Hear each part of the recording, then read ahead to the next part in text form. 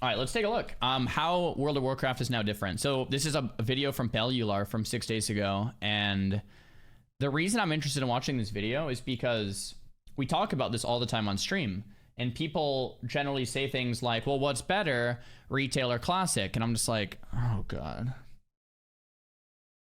I have to explain like what subjective means again. Okay, no, but seriously, it's like, dude, they're different products for different people depending on what you want. And I think this video might get into that a little bit. It's like, look, WoW is different than what it used to be. It's not the same game as it was, but it's good in its own way, and we're going in a new direction. And if you're on board for that, then play retail. And if you're not, then don't. Right? So yeah, let's take a look here. Welcome back. Today it's actually quite exciting. I caught up with Holly Longdale, who is the executive producer of World of Warcraft, at a press event, and now that she's essentially running the show, rather than get into the sort of small details of Alpha, I actually wanted to go big picture. What's different with World of Warcraft? How has the team changed? How has World of Warcraft developed? What does Holly do? How does the team run? And it's pretty damn cool. We get into some plans for even beyond the War Within, some fundamental things that Holly thinks the game has struggled with in the past and in the recent past, and how she wants to fix that sort of thing. So, it's a really fun interview, and I guess with that said, let's start by getting into just what Holly actually does when she goes to work. Cool. It's funny how, I feel like all of these interviews we watch are always done over like really crappy Zoom calls where they're like with some really like bad green screen and lag, like 15 FPS max, and like they're talking and it's like lagging. This is just like top of the line quality video camera, subtitles, editing, no green screen. It's like looks amazing. It's like, all right, cool. like the executive producer job is unique at every studio. There is a lot that happens from day to day, from what's our long range strategy? Like, what is the plan? And that's me gathering, Ian, Frank, who's our technical director, our production director, he's the one that really is the specialist on moving the widgets around. And I have the fortune of relying on all of them when we come up with this strategy, that we get this alignment. Can we actually do it? And then part of it is, I feel like Ian's going to have great regrets about me saying this, but, I lean on, for many obvious self-explanatory reasons, I really rely on Ian as my partner. But I'm also the final arbiter if there's disagreement. Oh, damn! She's like, yeah, we collaborate a bit, but my word is gold, all right? Like, I have the final say here. No matter what Ian thinks, I outrank him, and I want to make that clear. I felt Ian's pain in that moment. I'm joking. He's one of the most gracious people I've ever worked with, as are all of my directors. So we have this really aligned leadership team, and I'm relatively new, and they've been incredibly gracious and very supportive of me. We get along very well, and we see the game very similarly, that it's our time now to evolve. It's our time to look at the future of WoW, and very meaningfully, beyond, no offense to our PR folks, it's not a PR statement to say that we are aiming for the next 20, 30 years, because this game is so vibrant and has so many players. 20, 30 years. We would never abandon it. It wouldn't make any sense, and I think you know that. So there's that side. There's the giant strategy side. We've grown the team, and within the strategy, we've got this live... It's interesting to hear like the number 20 or 30 years, because I remember when I was playing as a kid, I was playing in 2004, I was 20 years ago.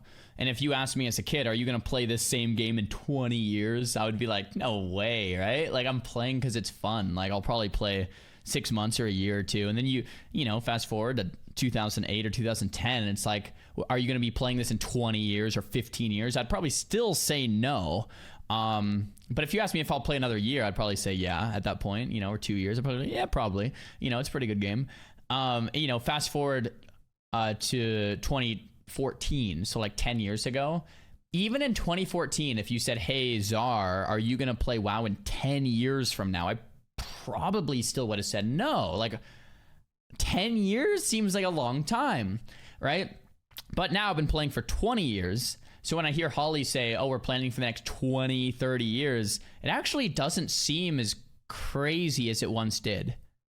It doesn't seem as crazy as it once did. It's like, oh, yeah, maybe I could play this game for 20, wow. It doesn't actually sound like a complete impossibility, which is crazy to articulate because that's a long time. Like this is going to be like, we'll probably look back and study World of Warcraft, or like game devs will probably study it as like a complete anomaly that just completely took over for such a long period of time, Team now. We've got the team that's doing the War Within. We've got a team working on Midnight. And we also have people working on The Last Titan and Classic. And frankly, Warcraft 3 Reforged and the RTS side of the business, which all falls under my umbrella. So I rely on a lot of incredibly talented people to help put this puzzle together in a way that's healthy for the team. And I'm sure you can imagine for the past year and a half, as we grew into this 8-week patch cadence with, you add that to the mix. That is expansion and live team threading together. We've created this complex recipe for how we get content to the audience. And from a day-to-day basis, from the team as it's grown a lot. If you look at, BFA days, it's significantly larger because we're doing quite a bit more. We want to invest in Classic, and we've started that too, and that's probably apparent by the number of things we've been doing with the Classic team. Poggers. So I'm sort of a juggler at the high level, and then part of that too is making sure that, as Johanna's come in as the president, and even before her with Mike, making sure they're informed. Certain John Haidt, obviously, my boss and an incredible partner, making sure that I'm supported and that he's aware of all the myriad things we're doing. And then it's the human side. It's my role to make sure that the team, as best we can, understands all the nuance and where we need to go and what's our vision and what's our mission, making sure we have communication plans around that. I mean, it's everything you could imagine and more.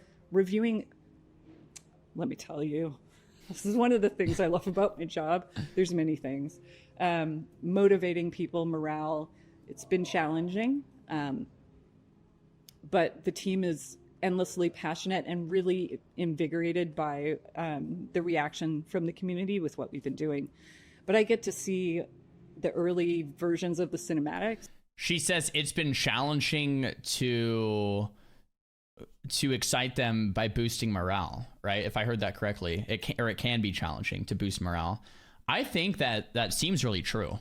Like being a game dev must be really hard when you put your, and not, let's actually make this a bit broader. Being an artist must be really hard, and a game dev as a form of an artist,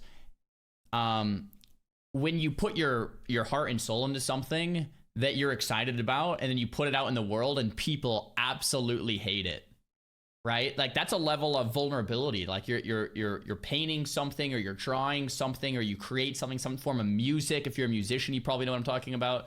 You create something and you're nervous and you put it out there and people just say this sucks. It's like, oh God, gosh, and then yeah. So when WoW players are negative and overly negative, and the devs like put something out, it must feel like really hard. Like the morale must just be like, oh, all right, let's try again. Then we missed there, I guess. You got to scrap it and move on because that sucked. That seems just really difficult. I think that's like the struggle of an artist, right? So I don't know. It seems tough. And make sure that like they're good to go. And I've seen. They're so good. That's one of the things I love. I get to work with Metzen, so it is day-to-day meetings from 9 to whenever, but is the greatest joy of my life. I've never done anything more rewarding. I've worked with a lot of talented people in my time, but this is like taking it to 11. Yeah, it's a lot. It's a lot. Seems like a lot. Yeah. I'm very lucky, and I get to talk to you. I get to work with the community, and I'm super excited by that too. But yeah, you have to be cool with multitasking. Yeah, and shifting and context shifting a lot. Sometimes there were times I would be in a classic meeting and reference the modern game and vice versa, because you just sometimes when you get close to ship, you've got people to help you along the way. Yeah. I wanna re-listen to what she just said about classic, referencing classic and vice versa. Because you just a classic meeting, context shifting a lot. Sometimes there were times I would be in a classic meeting and reference the modern game and vice versa, because you just sometimes when you get close to ship, you've got people to help you along the way. Yeah. What does she mean by that? I don't know. Yes, expect them. So, and there's a few reasons. So Plunderstorm, in that effort, full transparency, we knew a bunch of, WoW's doing a BR. Okay. We knew that was going to be part of it, and a lot of people were not going to love it, but we had pretty high confidence that a lot of people would, because our PvP audience have been a bit, neglected, waving, at us for some time. Yeah. Hey, guys. And we set ourselves some goals. Like, this is novelty. This isn't for the hardcore of the hardcore. This was something people could participate in. We wanted to see what this level of novelty and charm in a very World of Warcraft way, how it would go over. So we set ourselves some goals just to measure against what our expectations were, and it outperformed those. So I knew it, man. I knew it. I've been saying this like for a while. I was like, there's no way they weren't blown away by Plunder. Like, there's no way it didn't exceed their expectations on this, because like you can just tell from the community in the tournaments and the viewership numbers and the people getting into it. Yes, it had some pushback at the initial, like on the announcement and stuff, but once people got in, I'm like, dude, there's no way they weren't blown away by this, which means we'll probably have it again, right? Because like it was super successful, man. Wait, I go back. So we're like, check. That's great. The team, of course, they're like, let's do, when are we going to bring it out again? And, let's plan for the next round. And then it's like, let's take a breath. We've got remix coming for Miss Pandaria. Okay, yeah. We're really excited just from the response from that. It was an immediate, it didn't have the same divisiveness or points of view that Plunderstorm did, we'll say. It seems to be broadly accepted. It's so funny to hear that, man. I feel like I'm a crazy person in an insane asylum, man. I heard about Plunder, and I'm literally running around my house screaming. I'm not even kidding. I'm like, this is the greatest thing I've ever heard my entire life. BR, wow, are you kidding me? This is to the damn moon. I was freaking out. I knew, obviously, before it was announced, because they were planning the tournament, and I was like telling my wife about it, and I was calling Peekaboo, saying like, this is going to be amazing. I just couldn't wait for the announcement. I was just so excited. And I heard about Mop Remix, and I'm like, sick. And I was like, oh, but it's just retail. Oh, it's just retail talent. Oh, it's not actually okay, no, this kind of sucks. And but everyone else seemed to have the exact opposite view of me. Everyone else seemed to like the Plunder announcement. If you look on Twitter, everyone was just hating on Plunder. And I'm like, what is going on? Like, am I in a Twilight Zone? Am I an idiot? Or is everyone else like, what is happening? And then I saw the Mop Remix announcement. And for me, I was like, oh, this is kind of going to be a complete wash. Like, who wants to play this? Like, it's literally just retail for cosmetics. Like, it's not, it doesn't have almost anything to do with Mop. Okay. Okay, so I was like, this is gonna be like a big wash. But you read the tweets on the MoP remix announcement, and everyone's so excited, and I'm just like, what is going on? Am I like, huh? Like, I just feel like, huh? What the heck? Right? So to hear her say that, it just confirms that was like what happened. So I'm weird. I guess I'm weird is what we learned from that. I don't know, man. And we're going to see how that goes. And I'm sure you can understand with each one of these, we learn a little bit. Someone in the chat just said something that I actually agree with. Most people don't understand that it's not MoP. I think when it actually comes out, MoP Remix might be more of a flop than people think, because they're going to start playing it and be like, oh, this isn't MoP? Okay, never mind. I think there's a massive misconception on what MoP Remix is. And when it comes out and people play, I think we might see... So it was like the opposite. Like Plunderstorm had no hype at the start, and then people played and they're like, oh, this is sick. And I think the opposite might be true with MoP Remix. Like there's a ton of hype at the start, but it might be like, oh, this isn't MoP. So, well, I don't know. That's my guess. We'll see what actually happens. But I think like every time I explain what it is in the chat, everyone's like, Dan's game. Like, so I think I do agree. There's a massive misconception. There's mechanics that we have in there. We can look at the behavior of players and we set ourselves goals. What do we think this is going to do? Who do we think this is actually for? Because now that we've broken our player base down from our data through observing behavior, we can identify different segments of our players, which is why you're seeing Dells. It's why you're seeing warbands. We can see that, for lack of a better term, our mid and casual players, they've been underserved, which is Dragonflight was our first attempt to really target them. And we want to here. We can do a better job with those players. I think we would always be humble and say we can do a better job for every segment, but we're always going to deliver what our current players expect of us, but we want to really push. So Remix is one of those, Plunderstorm is one of those. And if we come on something that is just an absolute hit, of course you'll see another version if the players want it. That's Plunderstorm 2, baby, come on. But you're familiar with Jeremy Fiesel, who's running the live team. And when I talk to him and say, like, Jeremy, you and your team, go whack-a-doo. This Lich King shirt is so cool. It's like it looks like a band like a 70s band tee or something. It just says Lich King. I think it's dope. This is the space where we get to explore novelty and fun and whimsy, and the ideas that they've got there. They are that. It's exciting. Yeah. But this is also a journey for this team, which was, it was a single unit that did everything. And I'm sure you can appreciate it's not healthy for a team to do that level of context switching. So when we say to the live team, your job is the heartbeat. You're the heartbeat of the live game.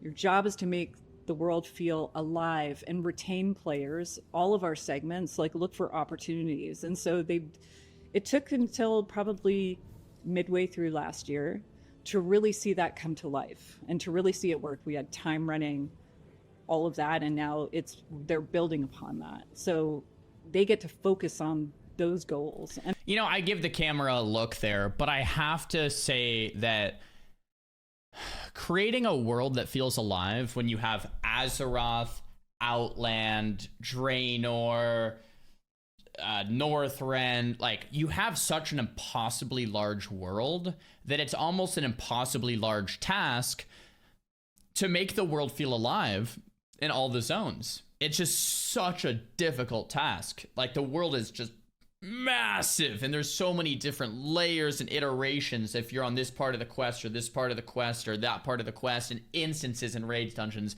delves, mythics, battlegrounds, arenas, cities, different cities across. Like it's hard. When the world is small, it's much easier, right? When the world is a lot smaller, it's much easier. Like, okay, we have this Azeroth, like in classic WoW, and we can make players interact with each other by forcing them to cross paths. Boom.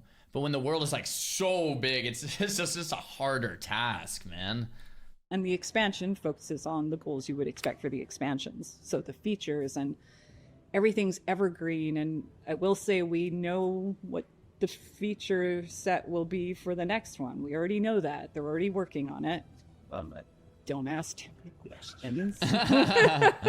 And then, you know, we're really thinking about the connective tissue between them all so that everything feels cohesive, the direction we're going in makes sense. We set lofty goals for ourselves. We want WoW to be stable in the future, expand in the future, be inventive. We want to stay ahead. We want to stay ahead of the industry as well. Okay. So more is not always better. True. In I love the sense that when we knew, okay, 8-week patches, right? When you make that as a statement, 8-week patches, each patch is not the same as, they're not equitable necessarily. They're also not received the same way. So, you know, 10.2.5 didn't have a lot of staying power the same way 10.1.5 did. So there's a journey here where, you know, there was a couple of patches we did that just had a disconnected set of additions, you know, you might have. I like that she's just being honest in the interview. Like, she's saying that Plunderstorm had initial hate towards it. She's saying that it doesn't have the staying, like, she's just being honest. She's not just like, everything's great, you know? Like, it's like, no, we're working on this, man. That's cool. I like that. I like the humility. Heritage quests look like it's a bit of this and a bit of that. And one of the problems we face is when we do those kinds of things is discoverability. So now that we know that, okay, well, now we need a plan for that in the future. And the team does have ideas on how do we improve discoverability in the game. So when I say more isn't better, it's that problem. We don't want people to feel, we don't want them to either miss out on something they would be interested in, which is when we talk about looking at our data and getting a good understanding of our player segments. We should be able to deliver to you the kind of content you want to play, like most technology does these days. So we're, you know, we're looking pretty broadly. Cool. On discoverability, I'm sure you can imagine there's a lot of ways we could go.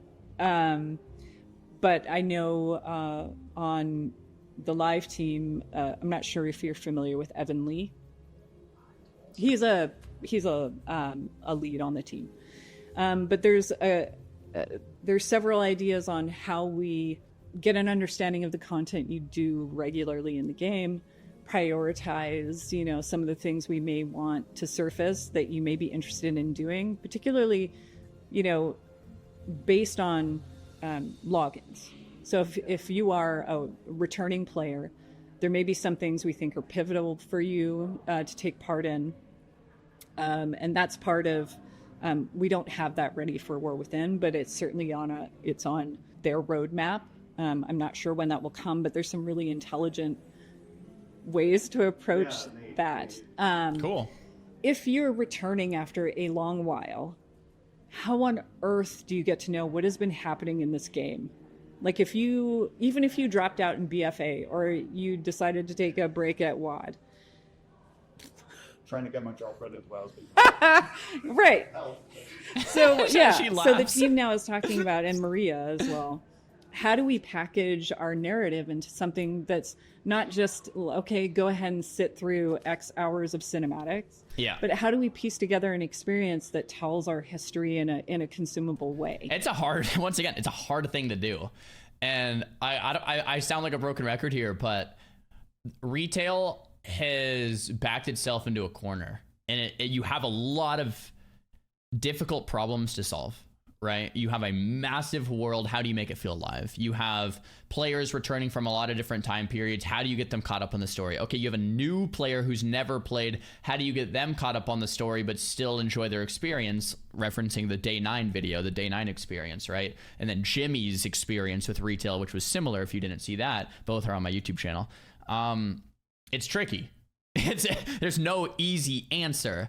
And I think that is a good awareness and good dialogue to have, right? I think there's some people that are like, well, if I was CEO of Blizzard, I would fix all the problems in a day. It's like, no, no, you wouldn't. You know, like, these are complicated things and they're working on them and they're not easy to fix. You know, like, I don't envy Holly's position. I do not.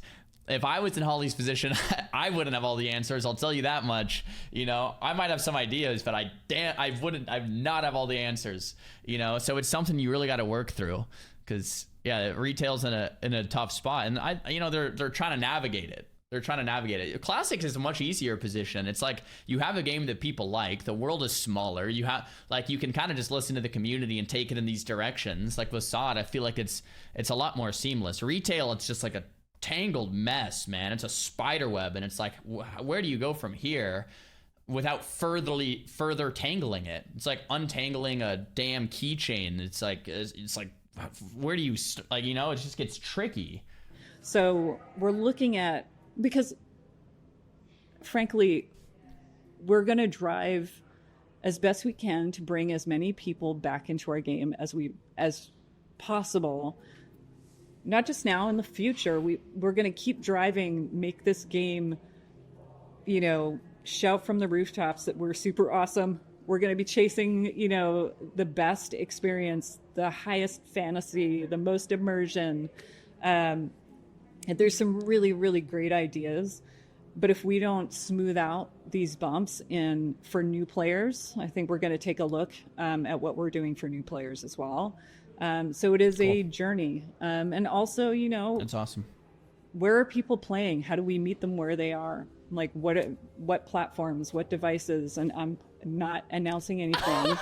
Mobile, wow, lol. She said something really intelligent there, though. It's not about just player retention, right? Player retention is important, but it's not about just player retention. It's about player acquisition, like new player acquisition. You have to get a new player base in. So it's like, okay, yeah, we want to get as many players that have played WoW in the past back in. Of course, sure. Let's meet them where they are. It's about accessibility. Let's get people in the game. But at the same time, you have to appeal to a new audience, or else, you know, it'll be a dinosaur at some point, right? So both ends are important. But these are all the things on our mind as we look at our UX and we look at our UI and how easy and consumable is our game for the different, you know, player segments that are out there that feel like a good fit for us. I think the struggle that retail is having, and I think I said this back in Warlords of Draenor, but the struggle retail's having is like, so she says, let's make it as easily understandable or accessible as possible for that new player experience. It's like, okay, well, how do you do that? Well, let's make the UI a bit simplified to where you can just move everything without needing to download an add-on and all this complication. Let's just like simplify how the UI looks. It's like, okay, so you simplify the UI. Where does that leave you?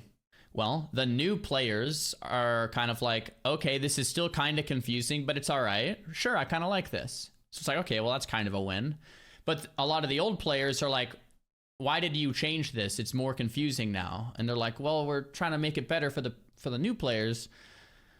It's like, okay, so then you take that and then you multiply it through like all the different facets of the game. And a lot of the times what ends up happening is you're like pissing off the old players, and it's still not quite as attractive to new players because it's still not as easy to get into as like League of Legends, Counter-Strike, you know, some of these other games that you can just literally just hop on and play. The UI is the same. It's very easy, little customization. You just go, like for Zoomers, right? So it's like, okay, so you're still not really attractive enough as a game to get the Zoomers, but you're designing the game to be more friendly to get new player acquisition, but you're also pissing off some of the people that are old playing the game because it's not what they're used to. So they're kind of like in this middle ground of like, we don't want to piss off the people that have been here the whole time, but we do want to make it more accessible for new players. And we're kind of caught in the middle here, right? And I think that's the big problem that WoW has to solve. And they're definitely caught in the middle. Super long answer. Let's see. Sorry. Yeah. So there we have it. I mean, man, the scoops. Great Lore interview. catch up in game, new player experience changes being planned, them trying to avoid the bits of Dragonflight's patch cycle that didn't work as well, us learning how Team 2 is actually split up. And yeah, I mean, I really went into that interview wanting, I suppose, insight, a little bit of like her perspective to sort of understand how the game is actually being made. It's certainly fun with the experiments, that we can kind of expect more of them, and that the team has basically just got an actual ability to, I mean, a small subset, I suppose, of the team has this ability to just do cool shit. Mists of Pandaria Remix, of course, is an example of that, and just from us playing it on the PTR during its test weekend, man, it is really good. So it does make me excited about the sorts of things that yeah, I guess... I must be the 1% here. I must be crazy. I must be absolutely crazy. Everyone else seems to love it. So hey, man, screw me then. On all levels, they're going to be cooking up. Anyway, let me know what you thought, and if I do get another interview with Holly in the future, let me know what sorts of questions that you would have for her based on this interview. So that's it for me. Of course, we'll be back in the channel with a video tomorrow, so thanks for tuning in, and I'll see you then. Boom, boom, boom, boom. Oh, Dunmurrow, baby. Let's go. That was such a good video from Bellular. The interview was caught obviously in high res, but then like the entire time she's talking, there's like B-roll from all the alpha clips. It's like, well done, Bellular. That's how an interview should look. That was a good video, dude. Nice work. A lot of good stuff we covered there. I can't believe we've gone 6 days without watching this video. I would have watched that on day one if we knew it was out. Plunder 2 confirmed, probably. I think there's a lot of great stuff for the future in the Horizons, but they're tackling a lot of the difficult questions that they need to answer. They're wrestling with them. It's clear, but you know, they're not just overnight easy solutions either.